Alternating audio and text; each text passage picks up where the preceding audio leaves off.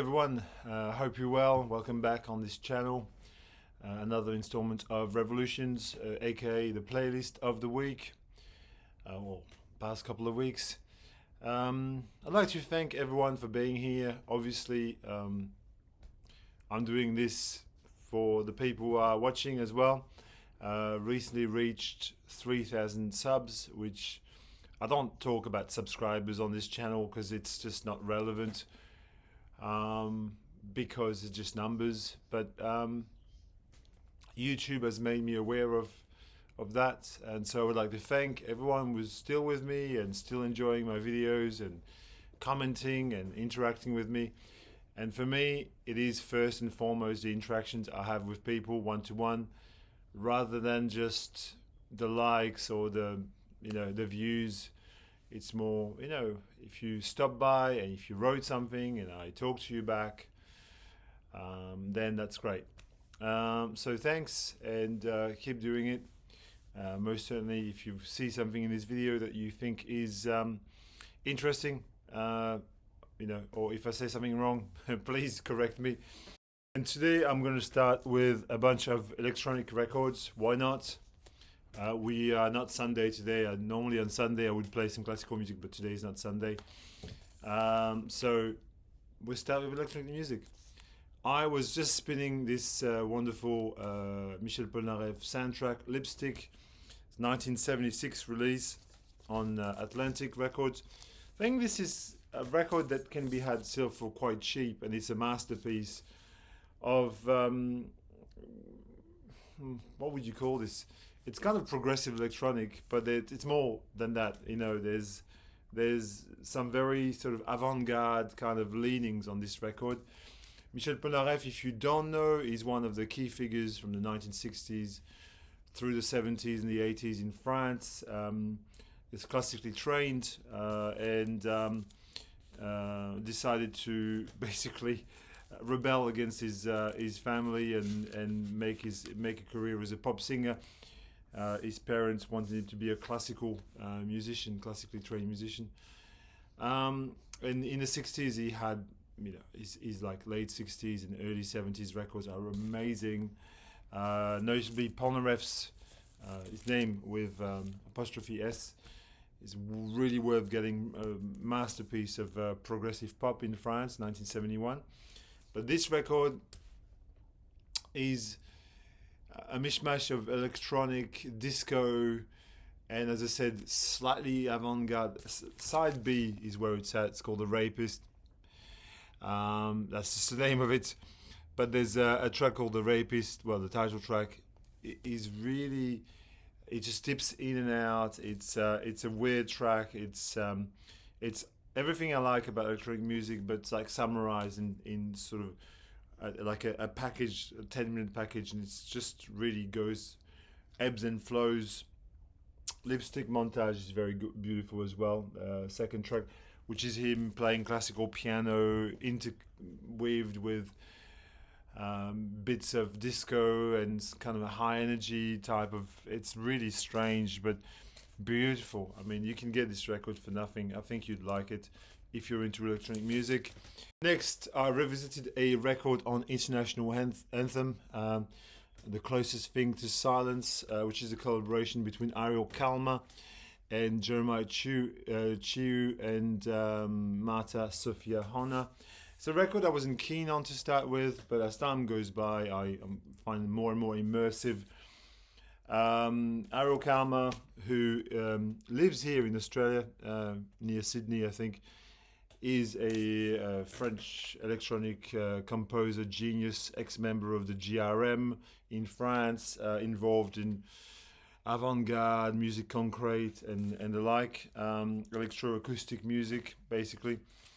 Collaborates with Jeremiah Chiu and Marta Sofia Hona, who are two of the new shooting stars of ambient music on this label. Their last record did together, which was the recordings from Islands in Finland. It was gorgeous, really sublime, delicate music. She plays the violin or the viola, I can't remember, and he plays the keyboards. And this again is a very drifting, meditative, sort of immersive, as I said, kind of listening. For me, it took me a few listens to really get into it, but I find this really ethereal and very lilting music, very beautiful. Then I revisited this record. I've had this for many, many, many years, and I very rarely played. And I was on a stream with my good friend Stanty and French Vinyl Addict, and I pulled this record out because we're just talking about Wendy/Walter Carlos, and this is a really killer record. I don't know how long I've had this, but it'd be a fair few years. Just for the cover alone, how majestic this sort of like Japanese landscape.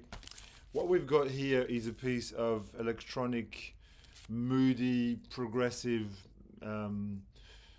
almost library-esque music. So everybody knows Walter Carlos, Wendy Carlos, obviously, as she's known to this day. Composer of the Clockwork Orange, Stanley Kubrick soundtracks, Switch on Bach, was the first really worldwide mainstream hit, entirely using the Moog. And this is no different. This is Moog exploitation, if you will. Very atmospheric, ambient recording, very kind of scary at times. Don't play this near pets. They get really tense. There's lots of sounds of nature, thunder, and lightning are recorded on this. It's really ominous. That's a really, really ominous recording, but very strange and very beautiful. And likewise, in terms of beauty, I replayed Patrick Vian, Bruit-Étant Analogue, a key recording of the French progressive electronic scene from the 70s, from 1976, originally on Egg Records, wonderful European progressive label. This is a killer space electro kind of prog record, not dissimilar to things like Vangelis or I don't know what else to relate it to from that scene. Maybe Harden, if you know those references. It's a very eclectic mix of sounds that appear on this. The guitar, notably, is amazing on this. Bernard Lavial, and you've got Mino Cinello on drums there, and Patrick Vian plays the Moog, the ARP 2600 Moog sequencer, and some piano. You have a really, really sort of dense and beautiful melodic kind of bass. Patrick Vian is the son of Boris Vian, a genius of 20th century French literature. So there's a pedigree here. His father was also involved with the French jazz scene. And Boris Vian was in, Patrick Vian, sorry, was in a band called Red Noise, one of these sort of formative bands of the French underground of the 70s. Released this one just off-kilter record, which you should check out as well. Rishi Sakamoto, killing. Indeed, this is killing. He's named as Rishi Sakamoto on this one. This is a synth pop record from I think 1979, or thereabout. Around the time that he was in the Yellow Magic Orchestra. In fact, Yellow Magic Orchestra is credited here as well because they help around. It's just a lovely off-kilter synth pop record from Japan. I don't think it's a very expensive record to get. This was put on my radar a while back by Chris Cole, I think, who just happened to post it in one of his, because we talk to each other on WhatsApp, and I think I picked it up as a result. But I'm not disappointed I did. It's a very, very very cool record. No, what else to say apart from I'm really enjoying this when I play it, but I just don't know if there's something of deep and meaningful nature that I can say. A little bit of I made a video. My last video last week was on cheap heat, and I intend to make a part two. I mean, maybe in a couple of installments, I'll make a cheap heat part two because people have said to me, it's really great. This cheap record is what we want. It's and I get it. For me, I just really find it super exciting to talk about records that you can find anywhere for $1, for $5, $10, and which are good, actually good. Case in point, here is a great record by Phil Manzanero, super underrated. I mean, really. Phil Manzanero, as you know, probably was the guitar player in Roxy Music, and then he helped out with Eno. He was in Quiet Sun with Brian Eno and Charles Haywood from This Heat. He played with a whole lot of people. On this, you've got obviously John Wetton. You've got Brian Eno, who plays treatments and rhythm guitar and sings.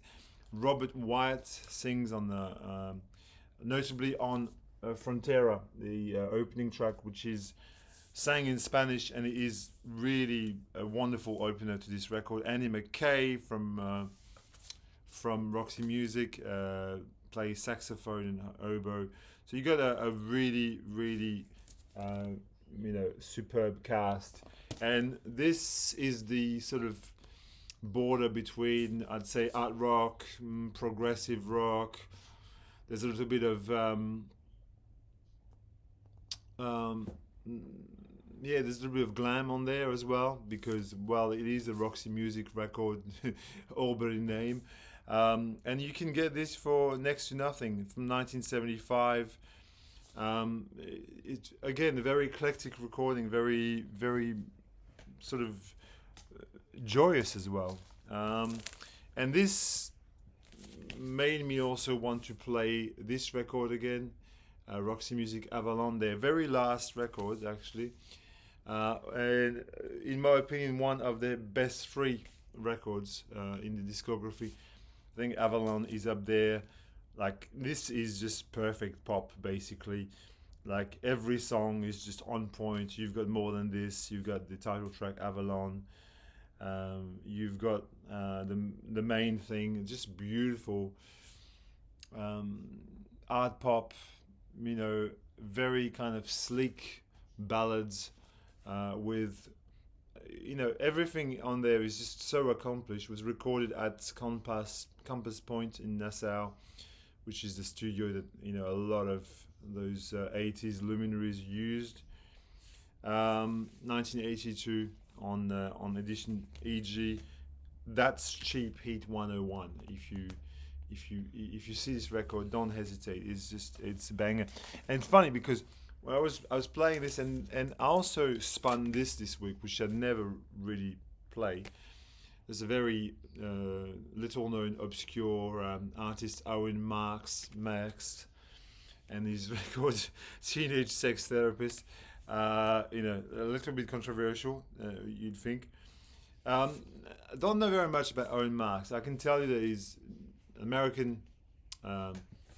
Again, he just falls squarely into the post-punk, art rock kind of box. This is one of his, he's made about 2 or 3 records. He was involved with MX80, the post-punk band. I think he hails from North Carolina, but just as much as I can tell you.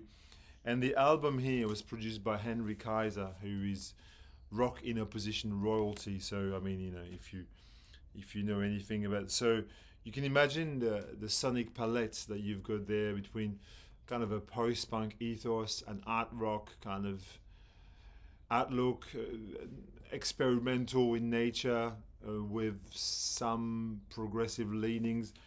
This sounds like a Roxy Music record. I'm not gonna lie. Like, he sounds like Brian Ferry, but if Brian Ferry was a post-punk kind of artist. Take a listen. in the same 80s kind of like cheap heat, post punk, new wave kind of box.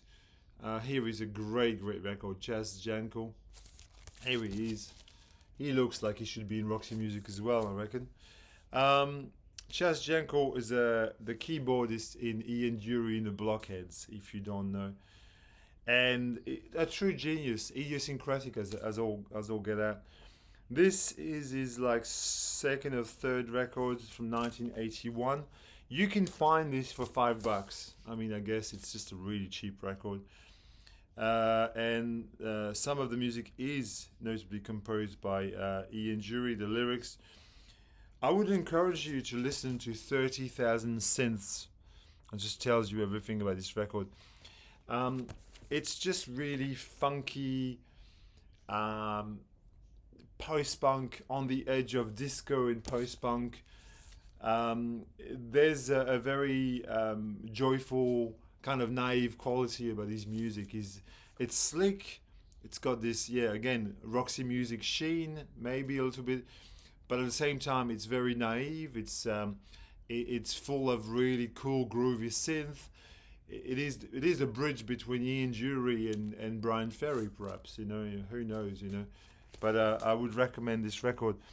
Speaking of slick and kind of funky, here is Stylus. Stylus is an Australian band led by the great Peter Couples.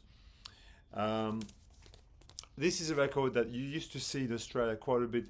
Now it's a really, I was just looking, just as interest's sake. I've had this for a long time. But now this record is a $100 record easily, which is really strange.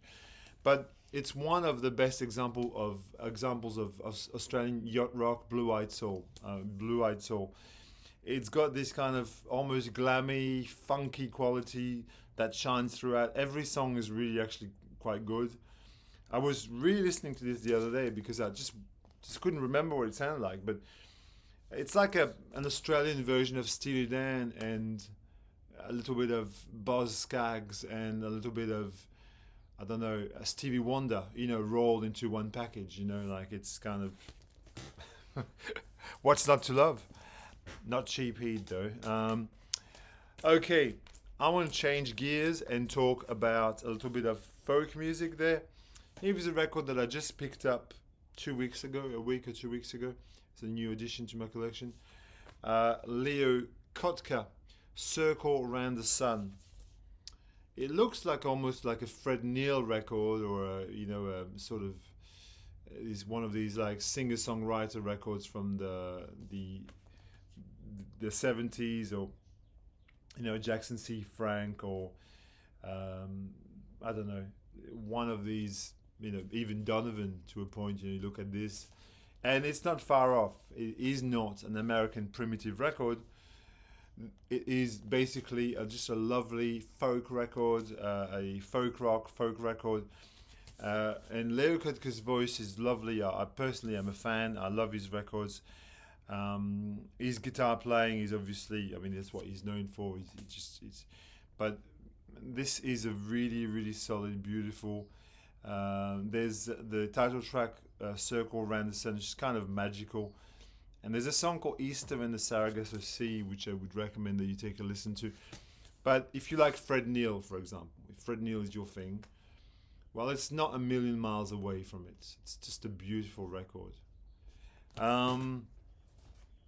Likewise, here is a record that I purchased, I think, last year or the year before. So, this is something that I've fairly recent in my collection.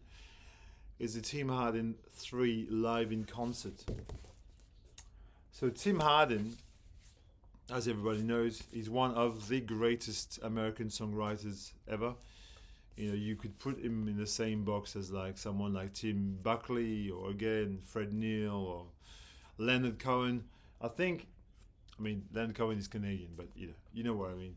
I think his songs, the body of his work is just, it's been covered so much, it's been reinvented so much by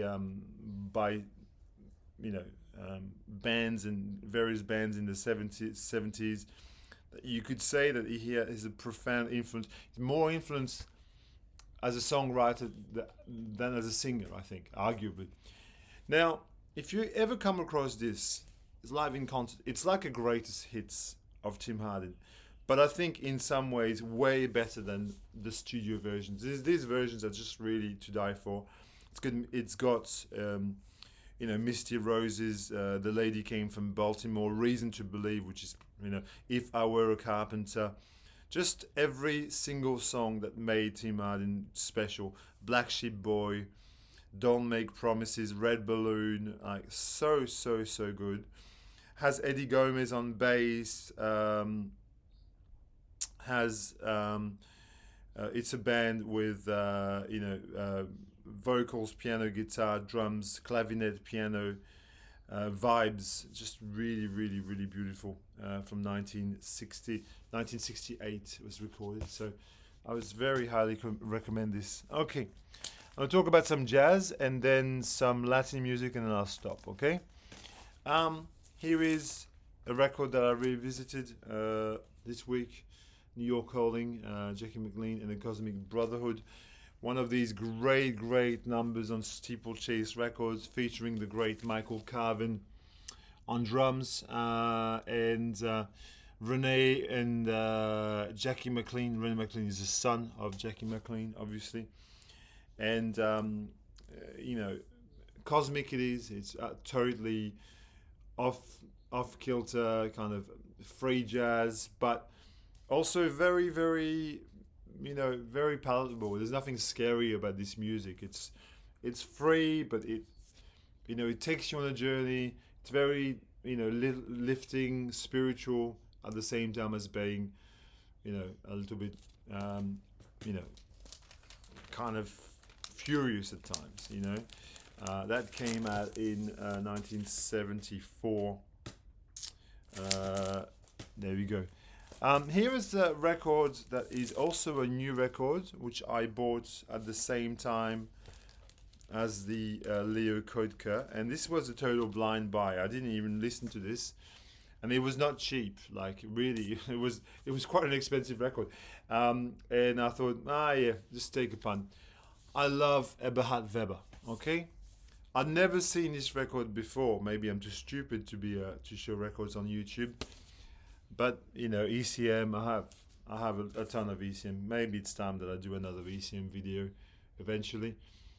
Later that evening with Paul McCandless from Oregon, Bill Frisell on guitar. I mean, how bad could this be really? Well, it's not bad at all. It's actually amazing. It's just again meditative, spiritual, elegant, distinctive, just airy music, very broad, very big music, very ambitious. Notably, the soprano sax and the oboe playing of Paul McCandless just bring this to a kind of almost ecstatic kind of nature. It's a beautiful record. Gosh, from 1982 on ECM. I revisited this classic German jazz fusion record, Dr. Aftershave and Mixed Pickles from Mrs. Beastley. So the group is come to be known as Mrs. Beastley. On this record, I think they were called Dr. Aftershave and the Mixed Pickles, and then just got renamed. So this is the original German pressing of it, which I bought in Germany in 2018, 19, I can't remember. You can find copies, but these are not cheap records. It was at the time already 75 euros, you can see. So I can't imagine what they're worth today. This to me is a little bit like Cannes meets Weather Report. I mean, just to make it simple, and it's got this kind of funky, slightly experimental, fusion of something that's got a pop identity, but is steeped in jazz all the same. You can see the the band, what sounds you get. Very, very funky record. If you've never heard of it, well, it's a good chance for you to actually have a listen to it online and see if you like it. I mean, I'm not here to tell you what to like and what not to like. You can make your own mind up. Right, a few more. I was talking again to Stanti about Kai Temiz, the Turkish percussionist who set up shop in Sweden, and he made lots of key records, culture records, which I have also. These other sort of like more collectible known efforts. This one here is probably lesser known. It's a collaboration with Johnny Diani, who's the double bass player in the Blue Notes, and Chris McGregor, Brotherhood of Breath. And so this is a really, really cool collaboration that happened in 1976 of, a Turkish drummer and a South African double bass player. And what you get, really super funky music, funky free jazz basically. Just lovely, amazing music again, and just really, again, spiritual, and not spiritual as in spiritual jazz, but spiritual in the nature of what they're trying to achieve. This was revisited too. Joe Farrell, Moon Jones. Look at this cast. The great Herbie Hancock on piano, Stanley Clarke on bass, and Jack DeJohnette on drums. Can you go wrong with that? You never know. So Joe Farrell plays tennis, soprano sax, and flute, from 1972 on CTI. People say CTI is bad or whatever. You are crazy. No, quite seriously, again, this is a great modal jazz record, and I think you should take a listen to it and make your own mind. That's what I played this week. And then I've got 3 or 4 Latin records. I'll call them Latin, roughly speaking. Oh, actually, 3 Latin records and a weird record at the end. They're all weird. Okay, Olivia Bingington. Olivia Bingington is a Brazilian singer-songwriter. This is a first record. It's considered to be a classic in MPB, Brazilian music.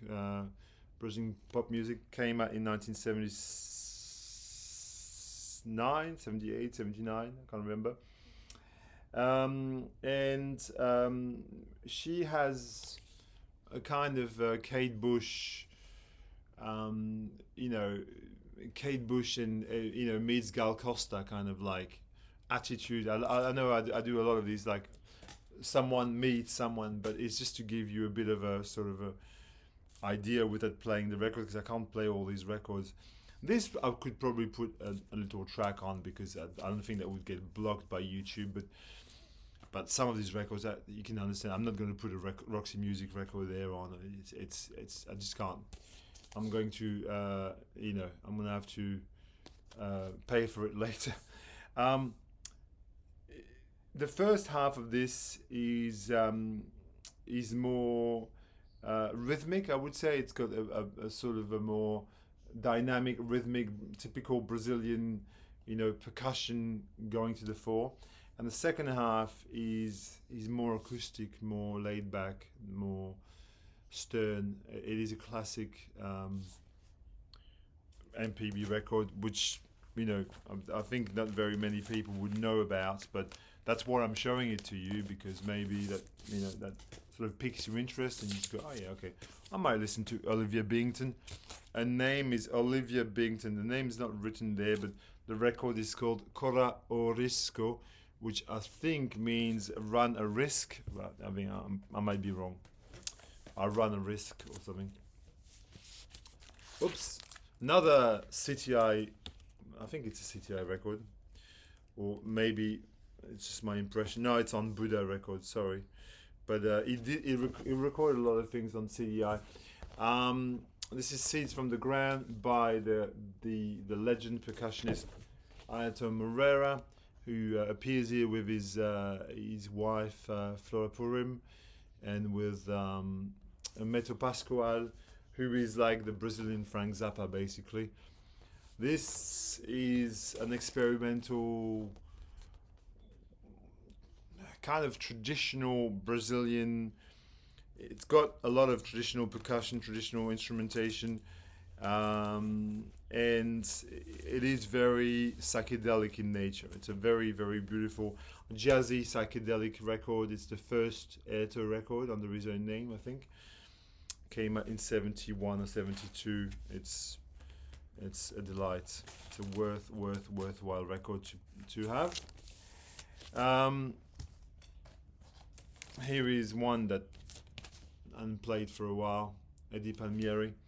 Lukumi Makumba Voodoo.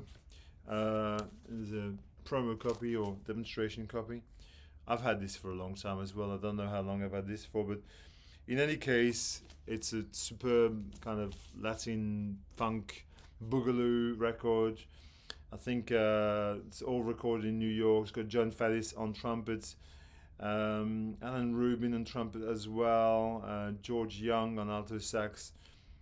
Really, really, really great funky Latin record from 78. Yeah. And the last one is the Mystère des Voix Bulgares. One of these foundational records from 4AD, record that was given to Ivor Watts Russell by Peter Murphy of Bauhaus, I think, and which is the blueprint for a lot of music. I mean, when you listen to this, it's the 4AD sound, just summed up in one record.